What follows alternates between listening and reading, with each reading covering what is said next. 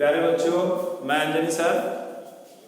आप सभी अपने घर में पढ़ाई एंजॉय कर रहे होंगे, एकदम सुरक्षित होंगे। मैं आज आपको बता रहा हूँ, संस्कृत पढ़ा रहा हूँ और एक जो गलती हो गई उसको मैं यहाँ क्लियर कर रहा हूँ कि सिलेबस में पढ़ना है 5, 7, 8, 10, लेकिन ये जो पाठ 7 है इसको हम लोग पढ़ रहे हैं पाठ 7, लेकिन गलती से आपको पाठ 6 का PDF चला गया, तो पाठ 6 नहीं पढ़ना है, पाठ 7 ही पढ़ना है ना। तो मैं आज आपको पढ़ा रहा हूं पाठ 7 त्रय प्रश्न, 3 प्रश्न। इस पाठ में लेखक लियो टॉल्स्टॉय की ये कहानी है, उस पर आधारित ये पाठ है। 3 महत्वपूर्ण प्रश्न है अपने जीवन का। इस 3 प्रश्न के उत्तर को इस कहानी के माध्यम से दिया गया है, जो हर व्यक्ति के लिए बहुत महत्वपूर्ण है। यह 3 प्रश्न, और इस 3 प्रश्न का यदि वह उत्तर जाने और यदि वह अपने जीवन में यदि इसको अपनाए तो व्यक्ति का जीवन बहुत आनंदमय सुखमय होगा। इसलिए यह 3 प्रश्न बड़ा महत्वपूर्ण था, जिसको कि हर व्यक्ति को जानना बड़ा महत्वपूर्ण है। इसीलिए इस पाठ में इस 3 प्रश्न का उत्तर कहानी के माध्यम से बताया गया है। इसीलिए इस पाठ का नाम है त्रय प्रश्ना। बहुवचन में हुआ त्रय प्रश्ना, प्रश्न, प्रश्नो, प्रश्ना। तो कहानी हम जो बता रहे हैं, आपको अनुवाद बता रहे हैं, जो संस्कृत पढ़ रहे हैं और उसका जो अनुवाद है हिंदी वो बता रहे हैं, और कहानी आप हिंदी से उसको समझ लीजिए। हम इसमें आपको PDF में ये पाठ पूरा दिए हैं, कल आपको पाठ 7 का, और उसमें पाठ एक बार अपने से पढ़ना है। जो देवनागरी लिपि अ, आ, क, ख हिंदी में है, वही तो संस्कृत में है, सेम लिपि है उसका। तो आप उसको पढ़ने का अभ्यास कीजिए, और नहीं समझे हैं तो वीडियो देखिए, हम जो बता रहे हैं उसको ध्यान से सुनिए। आपको सब पाठ में सब जो लाइन है, वाक्य है, उसका अनुवाद आपको सही समझ में आएगा।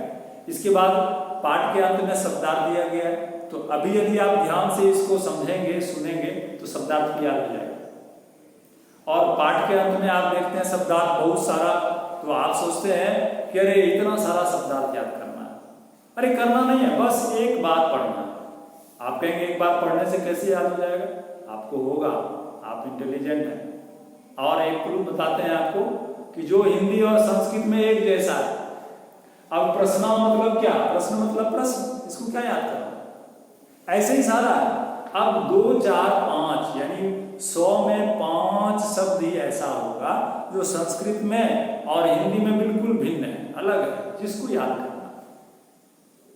तो गौर से एक बार यदि आप उसको देखेंगे तो आपको बिल्कुल याद हो जाएगा, एक बार पढ़ेंगे तो। और जो अलग अलग है, संस्कृत में बोला जा रहा है अलग उसका, और हिंदी अलग है, तो उसको विशेष रूप से याद करना पड़ेगा, जो कम है। तो इस तरह आप शब्दार्थ देकर घबराएंगे नहीं। एक राजा सी, कहानी इस प्रकार है। एक राजा था, एकदा तस्य मनसि त्रय प्रश्ना आगता। एकदा एक बार, तस्य मनसि, मनसि मतलब मन में, उसके मन में त्रय प्रश्ना आगता, उसको 3 प्रश्न आए। उसके मन में 3 प्रश्न आए। क्या प्रश्न था? प्रश्न था सर्वोत्तम समय कः? सबसे उत्तम समय कौन है? सर्वोत्तम, देखिए सर्वोत्तम का क्या अर्थ हुआ? सर्व जोड़ उत्तम, उत्तम दोनों को संधि कर दिए तो हो गया सर्वोत्तम। अब अर्थ लगा लीजिए आप। सर्व मतलब सब, जो सब में से उत्तम है। सर्वोत्तम समय का सबसे उत्तम समय कौन है? सर्वोत्तम जनः का दूसरा प्रश्न है, सबसे सर्वोत्तम व्यक्ति कौन है?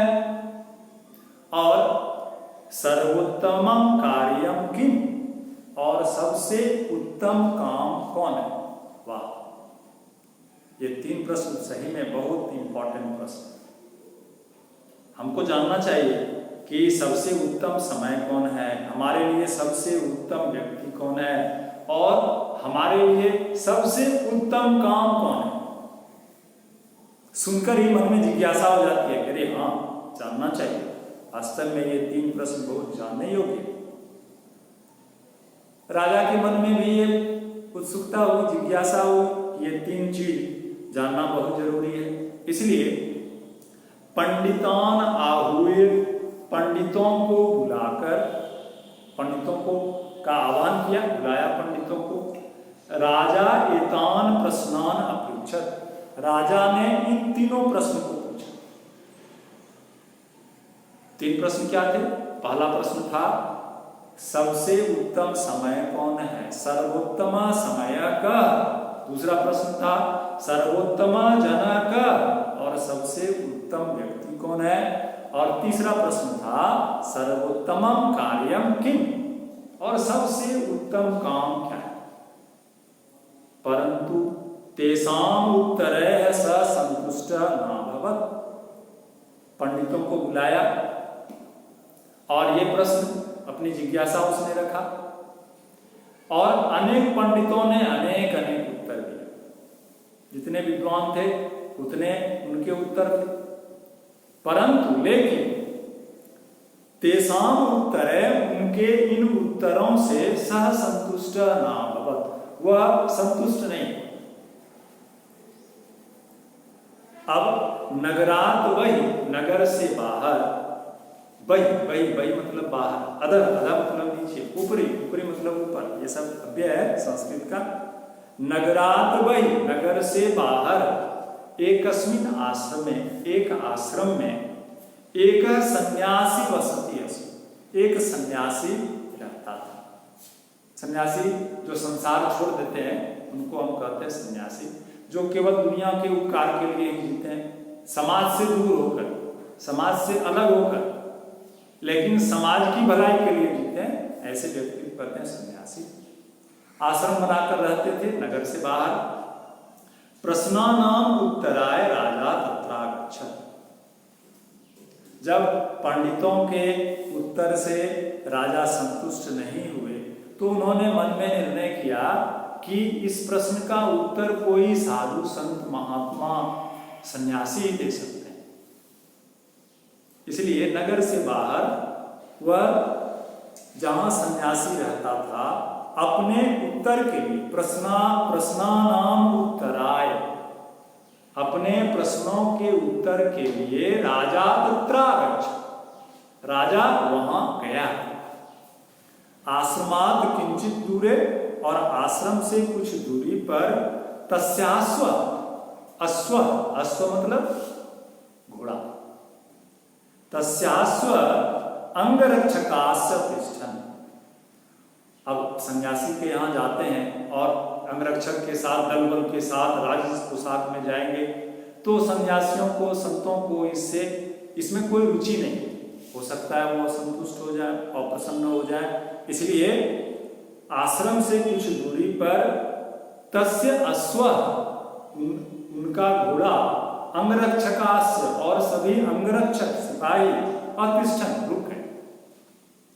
सह एकाकी सामान्य वेशेन आश्रमम आगच्छत्, और वे एकाकी मतलब एक, अकेले, वह सामान्य वेश से, साधारण वेश में, जैसे सन्यासी साधु संत रहते हैं, राजसी पोशाक त्याग कर आश्रमम आगच्छत्, आश्रम को गए। तो देखिएगा, अपराह्न समय आसीत्, दोपहर का समय था। अपराह्न कहते हैं, देखिए, तो पूर्वाह्न हुआ 12 बजे के पहले का समय, और 12 बजे का समय हुआ मध्याह्न। और जो 12 बजे के बाद का समय है उसको कहते हैं अपराह्न। धन्यवाद।